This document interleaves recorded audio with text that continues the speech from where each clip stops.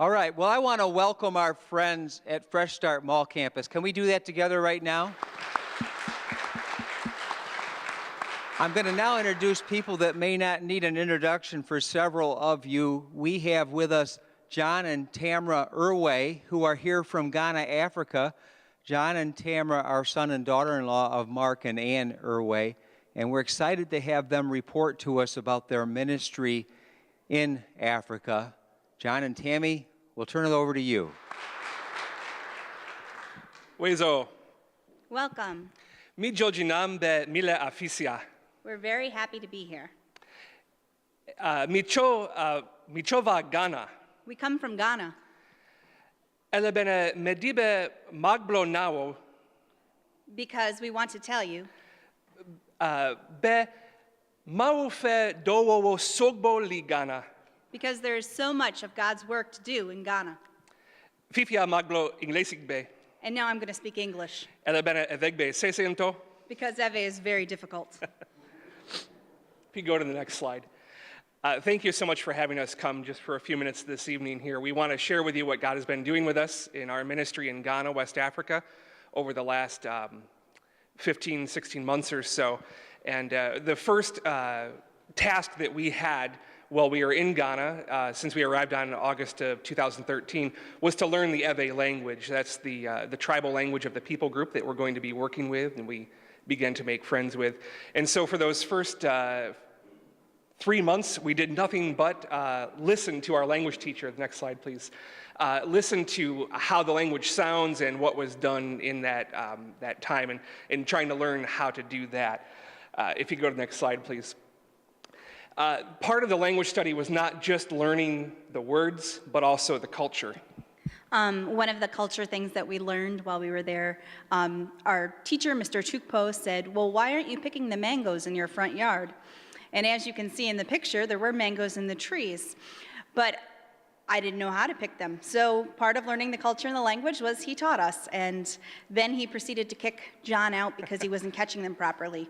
And this 70-year-old man ran around the yard and caught the mangoes. And he was better at it than me. Next slide. Over those months of learning language, became very close with our teacher, Mr. Tukpo, so much so that he brought us into his own family and brought us to his home village where he grew up as a child. Again, it's one of those instances where we were able to, through the language learning process, learn the culture a little bit more, and even go to his home village and where his aunt, who still lives there, was able to cook for us. Next slide, please. Building relationships is a very important part of assimilating into any culture, and it comes about as you learn language. This gal here, Grace, was one of the girls who I met as I built relationships. Next slide. I also had the opportunity to meet a couple people and talk with them as well, and that working side by side and building those relationships is really what this is all about.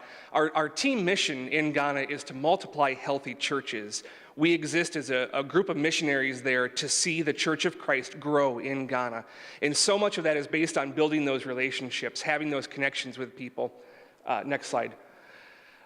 In that goal of multiplying healthy churches, we see our role as doing discipleship, literacy, and leadership training.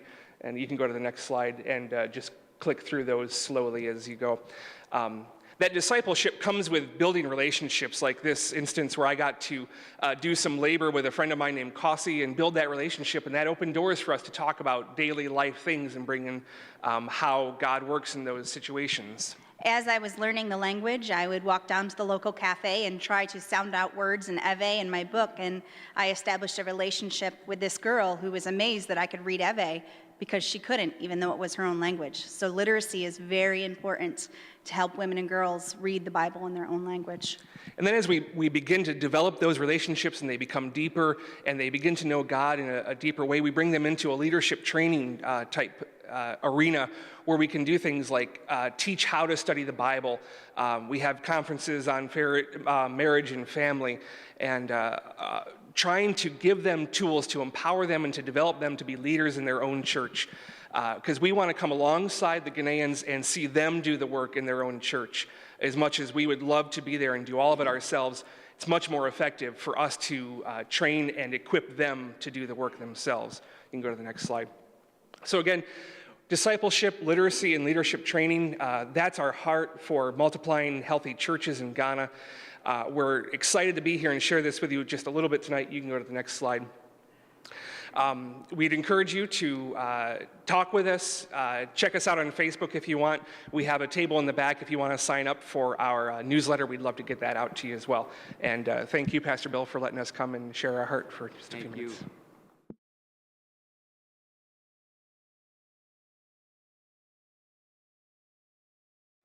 Well, I am beginning today a series called Enough. And if you would find your message notes, your teaching notes, and follow along with me, you'll see the title there.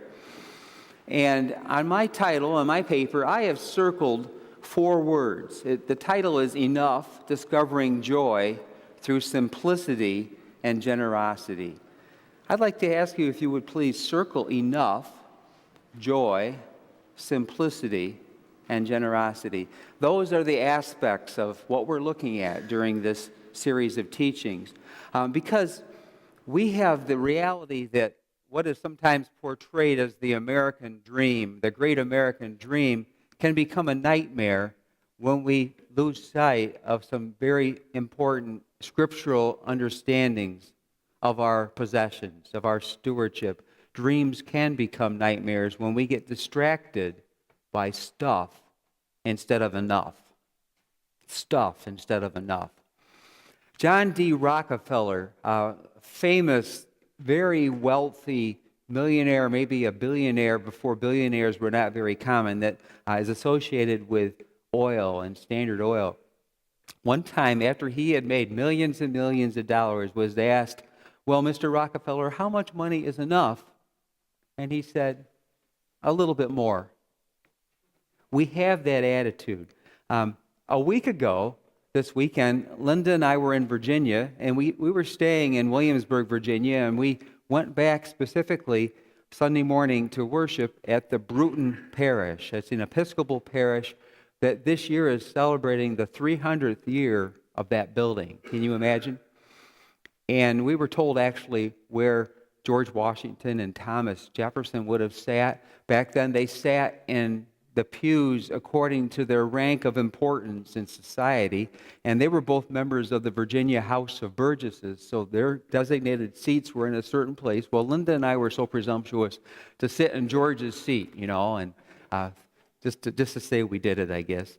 Tie with John D. Rockefeller is they were having this next month their annual John D. Rockefeller celebration because he gave them so much money to maintain that church that they still depend on it today. So Mr. Rockefeller, with his desire for a little bit more, at least knew how to share some of it with Williamsburg and with that church in particular.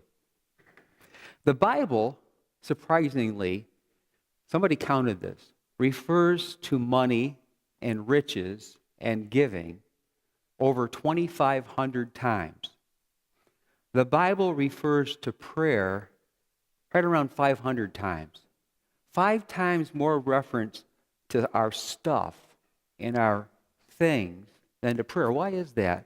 Because I believe that those things can be really sabotaging our faith if we don't keep them in perspective.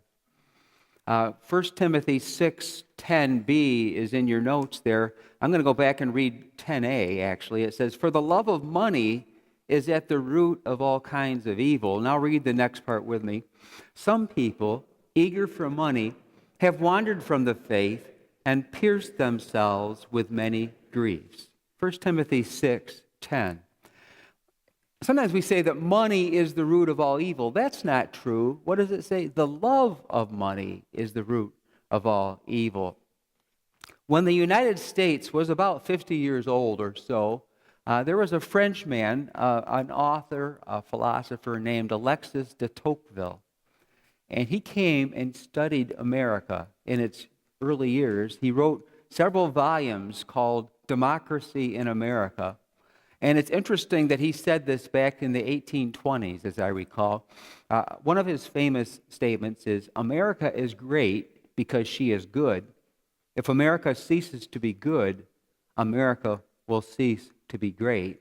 That's pretty well known. But he also said this. He said, Americans are extremely eager in the pursuit of immediate material pleasures. They are always discontented with the position that they occupy. They think about nothing but ways of changing their lot and bettering it. For people in this frame of mind, every new way of getting wealth more quickly, every machine which lessens work, every means of diminishing the cost of production, every invention which makes pleasures easier or greater, seems the most magnificent accomplishment of the human mind. One usually finds that the love of money is either the chief or a secondary motive at the bottom of everything the Americans do. That was written almost 200 years ago. Wow. Could that still be true today? Ecclesiastes 5:10, the lover of money will not be satisfied with money, nor the lover of wealth with gain. This also is vanity. That's Ecclesiastes, where the writer of Ecclesiastes says all is vanity. Everything is vanity. Another verse here, I'm going to turn and give you the context in Matthew chapter 16, reading from verse 24, and then I'm going to ask you to pick up verse 26 with me. Jesus said to the disciples, if any of you wants to be my follower, you must put aside your selfish ambition, shoulder your cross, and follow me. If you try to keep your life for yourself, you will lose it, but if you give up your life for me, you will find true life. Now read the next verse with me. For what will it profit you if you gain the whole world but forfeit your life? Or what will you give in return for your life? The American dream. You know, we have in the Declaration of Independence that our dream is life, liberty, and the pursuit of happiness. That sounds great, but I wonder if that pursuit of happiness takes us off track sometimes. What characterizes the greatest hopes, desires, and dreams of most Americans? I believe that there's this subconscious desire to achieve success, desire for more, desire for material possessions, to pursue more, to gain more. That's success in our culture today. We measure success by the stuff we possess. The American dream is the pursuit of immediate material pleasure. Don't wait. You have to have it now. It's either primary or perhaps secondary. Your motivation is to buy your way to happiness, to consume, to acquire. That immediate emphasis can be our downfall. Adam Hamilton, a United Methodist pastor from Kansas City, Missouri, very effective pastor, one of the ones I look to for leadership in our church, says this. He says that the American dream can become the American nightmare. That we suffer in America two illnesses that are separate but related. The first one he calls affluenza. Now, this last winter we dealt with influenza, with the flu. And it was more prevalent than usual, it seemed like. We knew a lot of people that got really hit hard by the flu, and found out months after we took those flu vaccines that they said, well, they weren't too effective this year. But that affluenza is kind of like the flu, like influenza, in that, except it's a constant drive for more, a need for bigger and better stuff. Write that down. Desire to acquire. Resulting effects of affluenza are negative.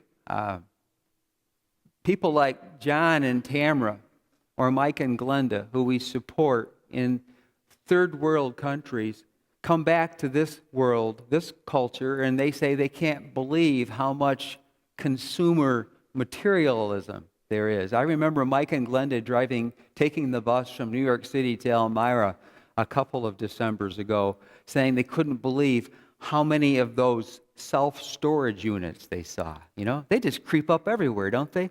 And what do you do with all that stuff? Well, you got to pay rent by the month. I know of someone that's paying a few $1,000s a year to store their junk.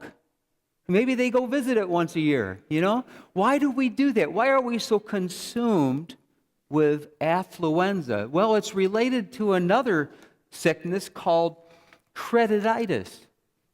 Credititis is an illness that is brought on by the opportunity to buy now, pay later. Credititis feeds on our desire for instant gratification. Instant gratification. Right now, it's got to be now. Our economy is built on instant gratification. Credititis. It exploits our lack of self-control. Credititis is the feeling that we get from affluenza. It wreaks havoc on our personal resources. It wreaks havoc on our nation, on our world. When people have that desire, I've got to have it now. I can't wait. I can't defer my gratification. I can't put it off till I can afford it. I've got to have it now. Delayed gratification, deferred gratification is a sign of maturity, of growing up as people. Interesting statistic that I came across this week. The average credit card debt in America back in 1990 was $3,000 per household. 18 years later, 2008, was $9,000. I just checked it out this week. Guess what it is? $15,600 debt per household. Credit cards. The average purchase in America is around 25% greater if we use a credit card than if we pay cash. Because using that piece of plastic doesn't feel like you're really spending it, does it? So whether it's credit card or debit cards, and we've moved to that kind of a society where a lot of times you've got to have one of those pieces of plastic to survive, it seems like. But you need to connect using that card with what you're really spending. Be disciplined with it, self-restrained. Credititis is not limited to purchases made with credit cards or debit cards, but it applies to car loans. You can buy a car and pay for it for 7 years or so, and for most of those years, you're underwater. If something happens to the car, you're going to owe more to pay to replace the car, to fix the car, or replace the car than you ever had invested in it. You're just going to be in the hole. A few years back, our nation got in big trouble with subprime mortgage lending money to people that couldn't afford it, and encouraging them. Oh, you can have a house. Well, you don't have the money. That's all right. We'll work with you here, and then they're not able to keep up with the mortgage, and it causes great problems personally, and nationally, and internationally. The indebtedness increases and the savings decrease. Underneath this is a spiritual issue. There's an underlying spiritual matter at stake. Stewardship, I wish I had this in your notes. Try to write this down if you would. Stewardship is when God organizes your life so He can spend you. Stewardship is when God organizes your life in a way that He can spend you. Does that make sense to you? God helps you to organize so that you can spend and be spent for Jesus Christ. Because if you're in debt up to your eyebrows or over your head, you're not going to be able to respond to God's call to give to God, to give to worthy causes, to give to others when there's a need. Stewardship, to put this very simply, stewardship is lordship. The lordship of Jesus Christ calls us to stewardship. Stewardship is when God organizes your life so He can spend you. Our souls were created in the image of God, but they have been distorted by sin. The devil takes advantage of that sin. The devil preys upon our sin nature in 5 ways. The question, the struggle that we face internally is between a desire for possessions or a desire for God. Security of wealth or security in God. Competition with people versus loving people. Pursuing money and things versus enjoying life's simple pleasures. Selfish hoarding of our resources or generosity with those in need.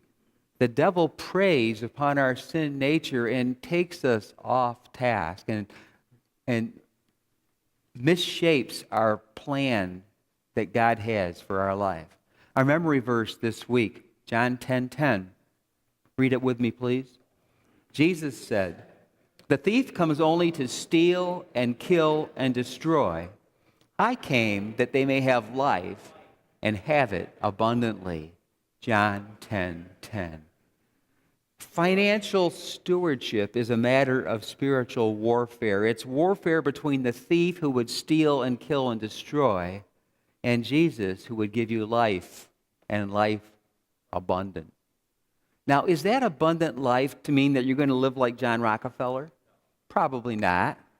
But you're going to have an abundant life and riches that cannot be purchased with money or credit cards. An abundant life of fulfillment and a sense of being who God wants you to be. The abundant life is not about things.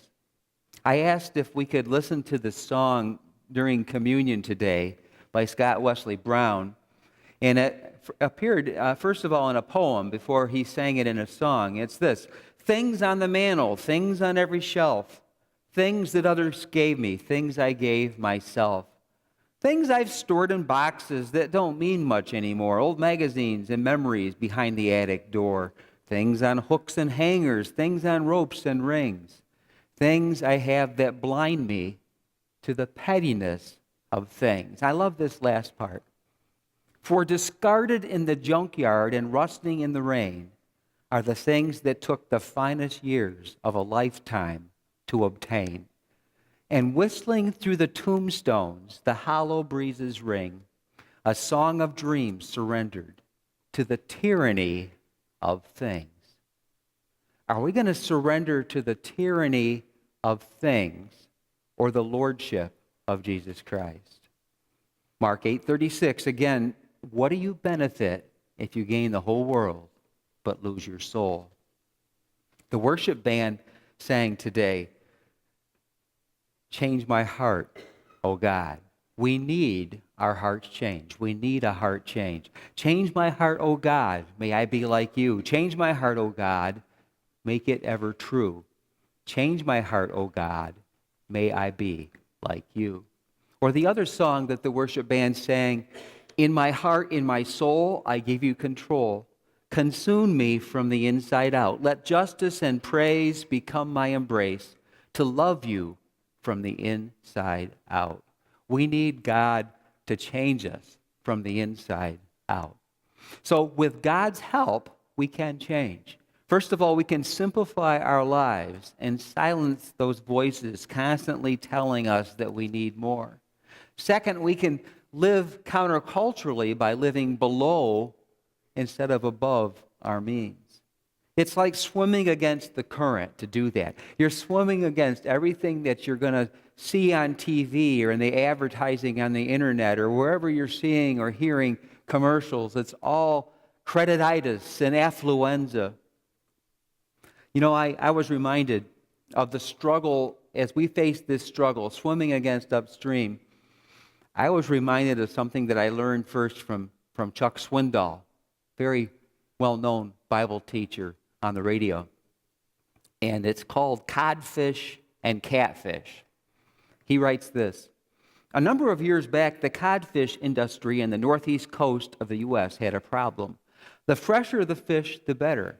So how could they keep the codfish fresh while they transported them across the country? When they froze the fish, they lost too much flavor. When they transported them live in tanks filled with seawater, the fish got soft and mushy. Finally, they found a solution. They placed catfish in the tanks. Catfish are a natural enemy of codfish, so the catfish would chase them around the tanks all the time they were being transported. The cod then arrived in better condition than ever. I would ask you, where is the catfish in your life? Is it this matter of stuff? Is that something that you need to bring under the lordship of Jesus Christ? Is that what it means for you? Maybe you got other catfish. Maybe you got a lot of catfish chasing you. Realize that that can be good for you. That catfish in your life, or those catfish, are helping you to experience life more abundantly. The thief comes to steal and kill and destroy. Jesus comes that you may have life abundant and free. Affluenza can be a codfish in our tank, a constant battle. You're not going to go out of here today saying, well, I got the victory. I'll never deal with that again. But you're going to need, over these next weeks, to bring this area of your life under Jesus' lordship. Third, we can build into our budgets money to buy with cash instead of credit. That's a big change. Stewardship is the Lord arranging our life so we can give ourselves away. Stewardship means that God's going to have to reorganize us. Number 4, control our money. Build into our budgets what we need to be able to live generously and faithfully. When you live your life the way God wants you to live it, you're going to be able to give some away. God, organize my life so you can spend me. Then you get to tell your money where to go. Rather than your life already has, you get the paycheck, you get your whatever check you get, it's already gone. You ever had that? Anybody ever have that feeling? I thought maybe a hand or two might go up. We need to get out ahead of that and allow the Lord to change us to appreciate what enough means. So I'd like you to pray over these next weeks about this subject, and I've got a prayer or two here in your notes today. Would you join me in prayer? Lord, help me to be the person you want me to be today. Take away the desires that shouldn't be there, and help me to be single-minded in my focus and my pursuit of you. Maybe you want to put that someplace where you'll see that regularly. Or a shorter prayer, Jesus Christ, I give you permission to work in me. I have a question that I like to ask. When I ask you, I'm asking myself, are you willing to give as much of yourself as you can to as much of God as you can understand? Let us pray. Lord, we need you to change us from the inside out. We need a heart transplant. We need that salvation, that brand new heart that you can give us. Help us to grow in that direction for Jesus' sake.